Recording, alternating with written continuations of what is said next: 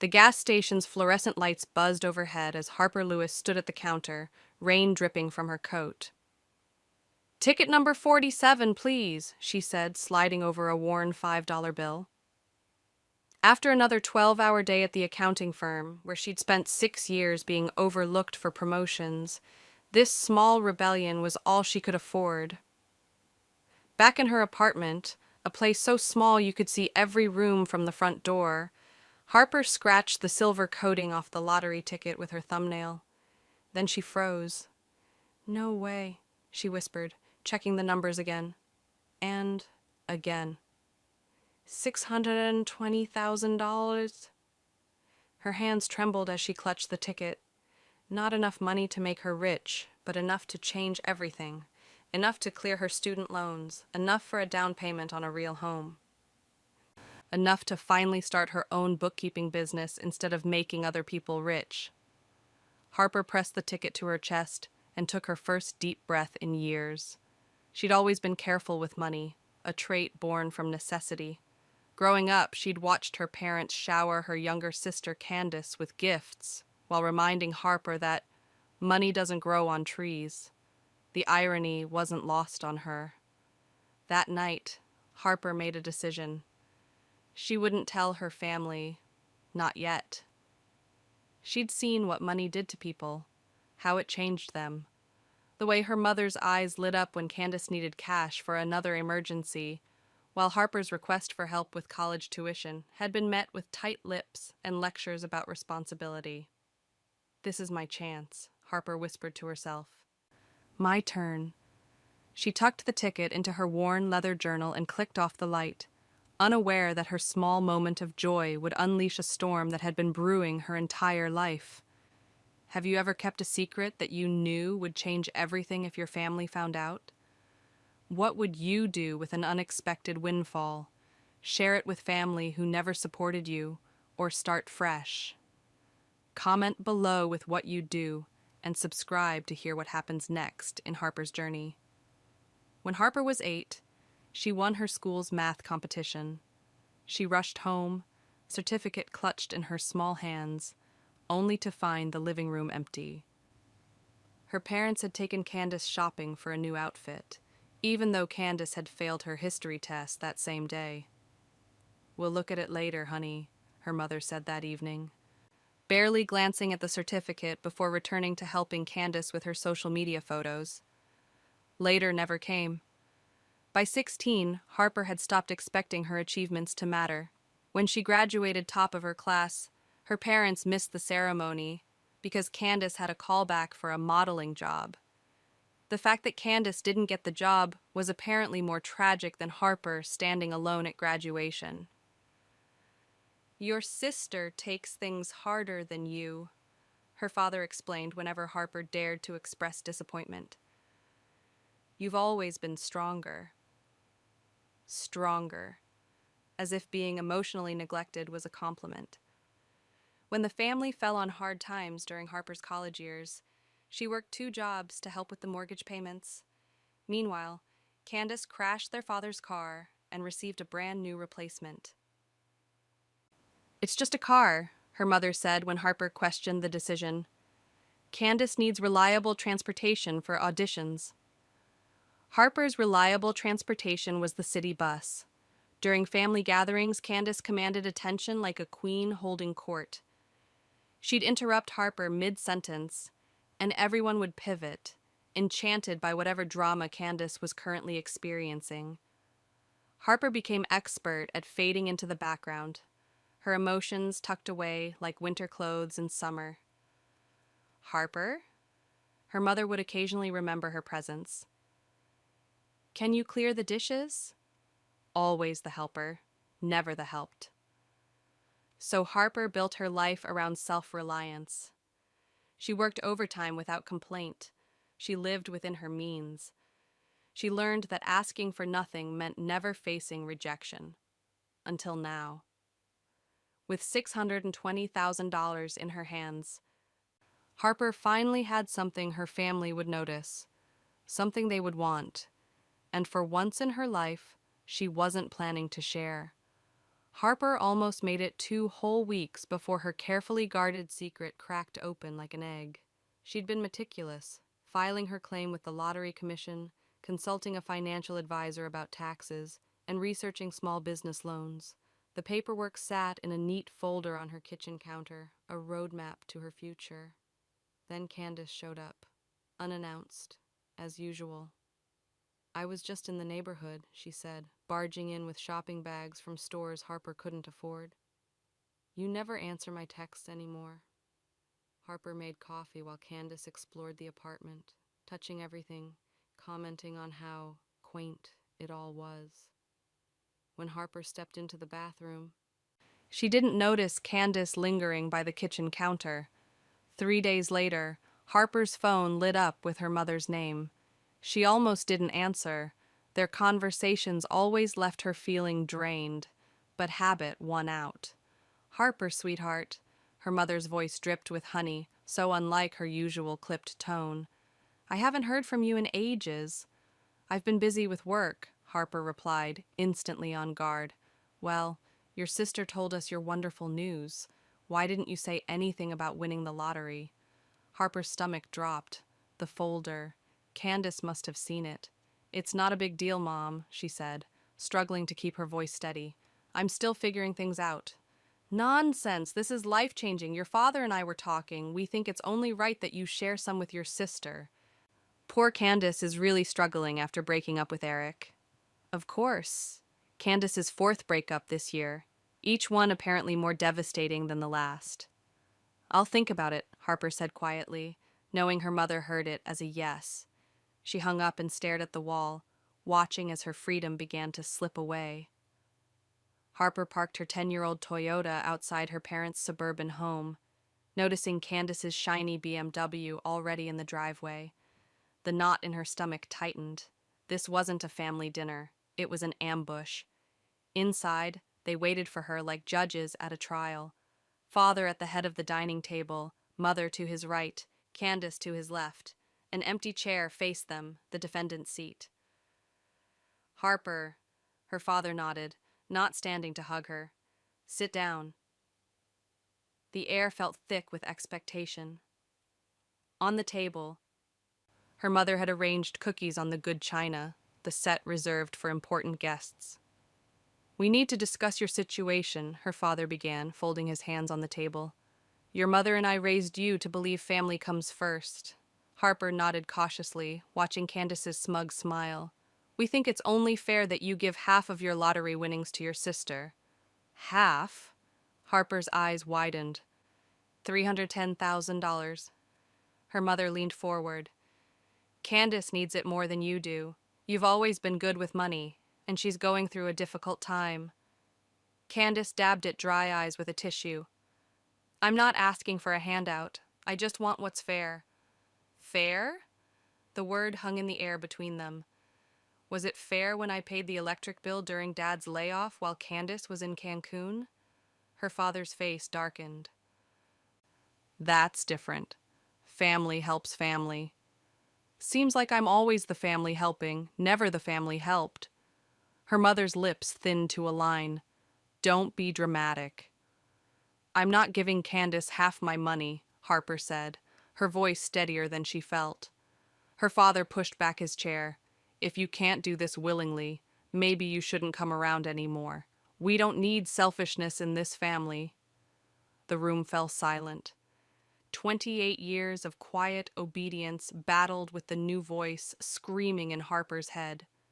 "If money is your definition of love," she said, rising slowly, "then maybe I've been in the wrong family all along." The door slammed behind Harper with a finality that echoed through her bones.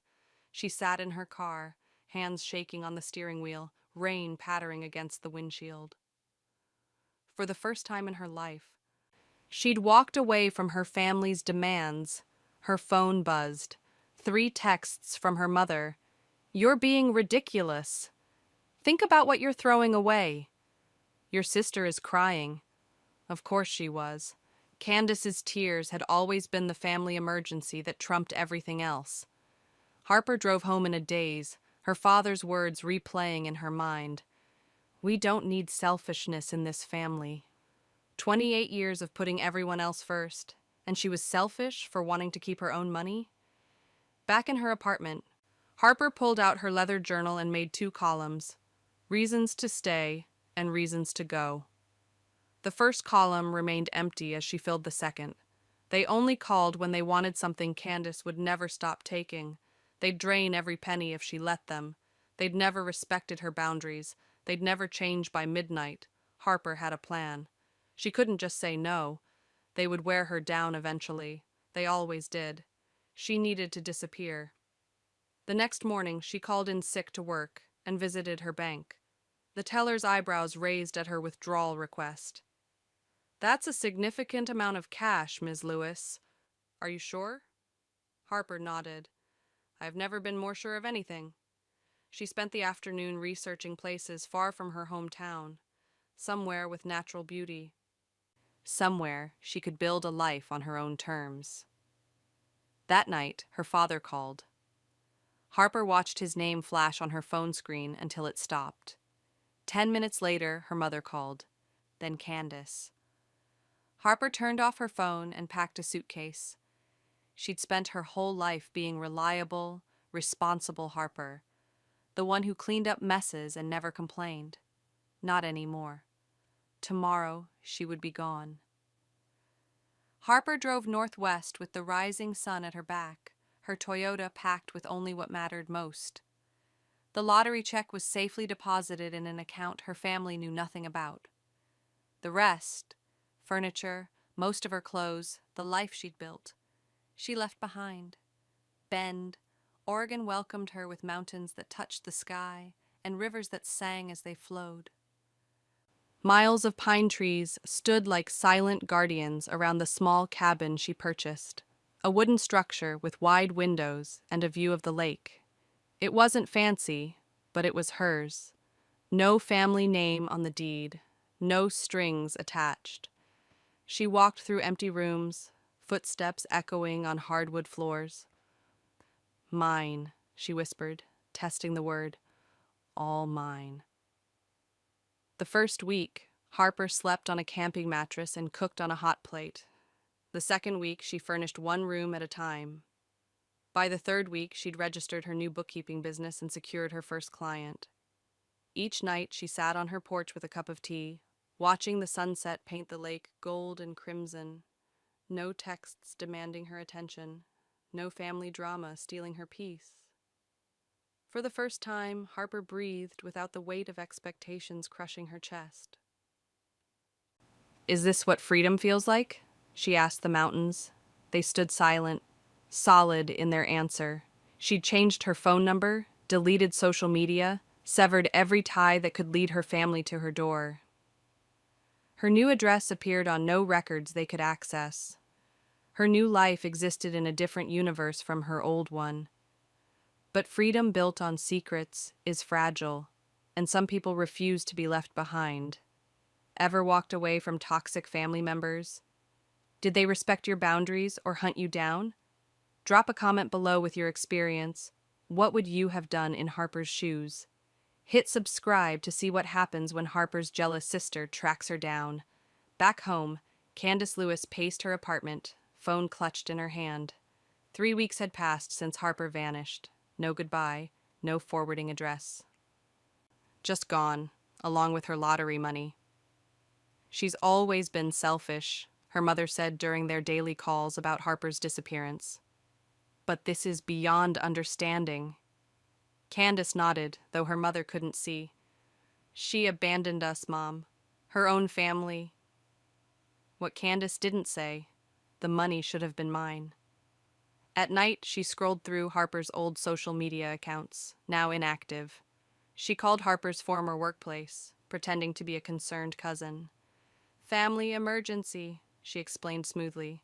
"We can't reach her." "Ms. Lewis resigned weeks ago," the receptionist said. "Left no contact information."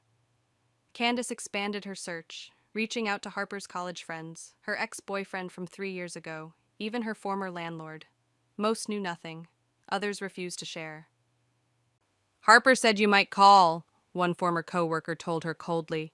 She also said I shouldn't tell you anything. That only fueled Candace's determination. She hired a private investigator with money borrowed from their parents. She's unstable, Candace lied. We're worried about her mental health. The PI's report came 3 weeks later, a property purchase in Bend, Oregon, a new business license for Harper Ross Bookkeeping, a cabin by a lake. Candace memorized the address, booked a flight, and rented a car. She didn't tell her parents her plan. This confrontation would be private, sister to sister. Found you, she whispered, staring at the cabin's image on her phone screen. The photo showed a peaceful retreat surrounded by pine trees. Candace intended to shatter that peace completely. Harper hummed as she walked the path from town to her cabin. 6 months of peace had softened the sharp edges of her memories. Business was growing steadily. She'd made new friends, people who knew nothing about her past and liked her just as she was. The silver BMW parked in her driveway stopped her cold. Candace leaned against the car, designer sunglasses perched on her nose, arms crossed. The casual pose couldn't hide the tension in her shoulders. Well, Candace said, removing her sunglasses with a practiced flick. You didn't think you could hide from your own family forever, did you? Harper's throat tightened. How did you find me? Does it matter? You disappeared without a word. Mom cries every night. Dad barely speaks anymore. Candace stepped closer. They say you've changed. They're right. Harper clutched her grocery bag tighter. What do you want, Candace? What do I want? Candace laughed, the sound sharp as broken glass. I want my sister back. I want our family whole again. Instead, you ran away with your money and left us to pick up the emotional pieces. I left because you tried to take what was mine, Harper said, voice steadier than she felt. Just like always. Candace's face hardened. Mom and Dad gave everything for us. For you, Harper corrected. They gave everything for you. I was just the reliable backup plan. That's not fair. No, it wasn't. That's why I left. Harper moved past Candace toward her front door, determined to end the conversation. Then I guess we're done being sisters, Candace called after her. You've made your choice, and it wasn't family. Harper turned. Family doesn't demand half of what you've earned. Family doesn't threaten to cut you off when you say no. That's not family, Candace. That's exploitation. She didn't notice Candace's hand slip into her pocket, didn't see the phone recording their entire conversation, didn't realize that Candace was smiling as she drove away. Harper's phone wouldn't stop buzzing. 17 missed calls, 32 text messages, 8 voicemails. All from people back home she barely spoke to anymore. Have you seen what Candace posted? Is it true you stole family money? How could you abandon your parents like that? Confused, Harper opened her laptop and found the video on Candace's social media. Her stomach dropped. There she was, standing outside her cabin. But the conversation had been butchered, cut and spliced to make Harper sound cold and calculating. The video began mid-sentence with Harper saying, I left because what was mine, just like always, then jumped to, that's why I left. Candace's tearful narration played over the footage. My sister won the lottery and refused to help our struggling parents. When I came to reconcile, she told me she was done being family. The comment section overflowed with outrage. What kind of daughter abandons her family after getting rich? Some people forget where they came from. Your poor parents must be heartbroken. Harper's hands shook as she scrolled through the comments. Her mother had written, We only wanted what was fair for both our daughters.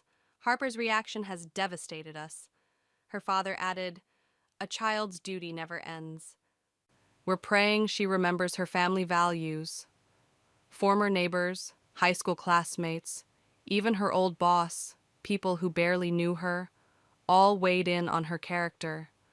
The girl who refused to share, the ungrateful daughter, the cold-hearted sister, The carefully constructed piece of her new life cracked. Her phone buzzed again, a client canceling their appointment. "I prefer to work with people who have integrity," the message read. Harper closed her laptop and walked to the window. Outside, her beautiful lake view remained unchanged, but inside, her sanctuary had been invaded. She'd escaped their emotional manipulation, only to be dragged back into it from 300 miles away. This time, they'd brought an audience. But if there was one thing Harper had learned since winning that lottery ticket, it was that she was done being their victim. This time, she would fight back. "They won't get away with this," Harper whispered to the empty room, wiping angry tears from her cheeks. She began methodically, the way she approached difficult accounting problems. First, gather all relevant information, then analyze. Finally, present the facts. Harper opened her filing cabinet and pulled out the folder labeled Lottery. Inside was everything: the original ticket with the date and time stamp, bank deposit records, tax documentation. Next, she dug through her desk drawer for her old journal, the one where she'd documented years of family incidents. January 15th, loaned Dad $3,000 for property taxes. Candace bought new car, same week. March 23rd, asked for help with student loan payments. Mom said money tight. Paid for Candace's Hawaii trip next day. June 7th, worked overtime to help with family medical bills. Parents gave Candace down payment for condo as early inheritance. She'd written it all down, not as ammunition, but as reality checks during moments of self-doubt. Now these entries would serve a different purpose. Next came the text messages. Screenshots of her mother's manipulative guilt trips, her father's thinly veiled threats, Candace's demands disguised as family loyalty. Harper compiled everything into a digital folder and reached out to Jordan Chen, a journalist known for her exposés on family financial abuse. "I have a story about lottery winnings, family entitlement, and public defamation," Harper wrote, with documentation to back it up. Chen's response came within hours. "I've been following your sister's viral video. I'd like to hear your side." 2 weeks later, Chen published "The Price of Family: When Winning the Lottery Means Losing Your Peace." The article methodically dismantled Candace's narrative with timestamps, unedited recordings, and documented history of financial exploitation. It included Harper's full statement: "I didn't abandon my family. I escaped financial abuse." As the article spread online, the comments under Candace's video changed tone. "Did you see the full conversation? You edited out so much." "Those poor parents, they demanded half her money." "This isn't about family, it's about control." The truth had finally come to light. A year passed. Harper's bookkeeping business flourished. Her cabin became a home, filled with books she actually had time to read, and plants that thrived under her care. Sometimes she thought about her family, but those thoughts grew less painful with each passing season. Then a phone call changed everything. "Ms. Harper Lewis?" The voice belonged to a stranger. "Yes, that's me." "This is Richard Bellamy from Westfield Legal Associates. I'm calling regarding your parents, Margaret and Thomas Lewis." Harper's grip tightened on the phone. "I haven't spoken to my parents in over a year." "I understand. I'm sorry to inform you that your parents passed away 3 days ago. A car accident on Highway 16. The world tilted sideways. Despite everything, they were still her parents. "There will be a reading of the will next Tuesday," the lawyer continued. "Your presence is requested." "I don't want anything from them," Harper said quickly. "I understand. However, there's a specific clause you should know about. Half the estate goes to you, half to your sister Candace, but only if both of you appear in person to sign the documents. Together." Harper almost laughed. Even in death, her parents found a way to force a confrontation. "What happens if I don't come?" "Then the entire estate goes to charity." Harper thanked him and hung up. She walked to her porch, and watch the sunset turn the lake to gold. After everything that happened, the public shaming, the truth coming out, the silence that followed, did she really want to see Candace again? But curiosity pulled at her. What would Candace say after all this time? And maybe, just maybe, this final meeting could close a door Harper had left slightly ajar in her heart. The lawyer's office smelled of leather and pine. Harper arrived 5 minutes early, her hands steady despite the storm in her chest. She'd chosen her outfit carefully. A simple blue dress, professional but not showy. No need to flaunt her success. When Candace walked in, Harper almost didn't recognize her. Gone were the designer clothes and perfect makeup. This Candace wore a plain black dress, her hair pulled back in a simple ponytail. She looked thinner, worn down by something more than grief. "I didn't expect you to come," Candace said softly, taking the seat across from Harper. "I almost didn't," Harper replied. Mr. Bellamy entered with a folder of documents. "Shall we begin?" The will was straightforward. The house would be sold, along with most possessions. The proceeds, plus savings and insurance, totaled just under $300,000. Equal shares to each daughter, conditional on both signing together. As Harper signed her name on the final document, Candace cleared her throat. "I ruined everything, didn't I?" she asked, her voice barely above a whisper. Harper looked up, surprised. "After your article came out, people started avoiding me," Candace continued. "Mom and Dad lost friends. The church asked them to step down from their committees. Dad's business suffered. They blamed me for going after you. Then they blamed you for fighting back." She shook her head. "We were all so focused on your money that we couldn't see what we were destroying." Harper said nothing, waiting. "You were the only one who ever told the truth," Candace admitted. "The rest of us just told ourselves whatever story made us feel better." Harper finished signing and stood to leave. She'd heard enough apologies in her life to recognize one that came from consequences rather than conscience. As she reached the door, Candace called after her. "You know what I envy about you? You walked away before the storm destroyed you." Harper paused and turned slightly. "No, Candace. I just learned when to stop standing in the rain." She stepped outside into the sunshine, her heart lighter than when she'd entered. Not because of forgiveness or reconciliation, but because she finally understood her own worth. 5 years after the lottery win that changed everything, Harper stood on the deck of her lakeside home. No longer a cabin, but a beautiful house she'd designed herself. Her bookkeeping business had grown into a small firm with 3 employees. The money that her family had once demanded now seemed almost insignificant compared to what she'd built with her own determination. She sipped her morning coffee, watching sunrise colors dance across the water.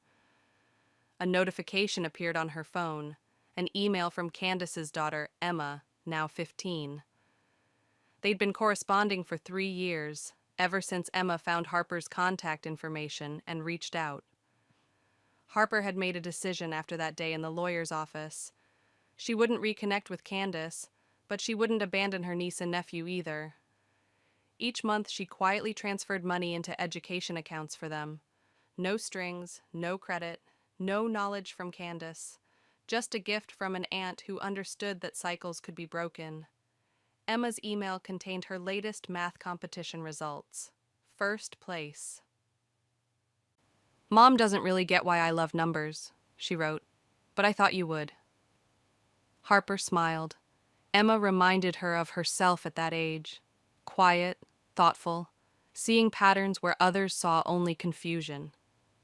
Last Christmas, Harper had received a card from Candace. Just 3 lines. "I understand now why you left. Thank you for what you do for my children. They deserve better than what we had." It wasn't forgiveness exactly, but recognition. And sometimes that's enough. Harper had learned that freedom wasn't just about escaping toxic relationships. It was about building healthy ones. about recognizing your worth before asking others to see it, about standing firm when the rain poured down, knowing the storm would eventually pass. The lottery hadn't given Harper a new life. It had given her the courage to claim the life she deserved all along. What would you have done if you were Harper? Would you have maintained contact with Candace's children, or made a clean break from the entire family? The hardest part of setting boundaries is deciding where to draw the line. Share your thoughts in the comments and subscribe for more stories about people who found the courage to walk away from toxic family dynamics and build something beautiful on their own terms.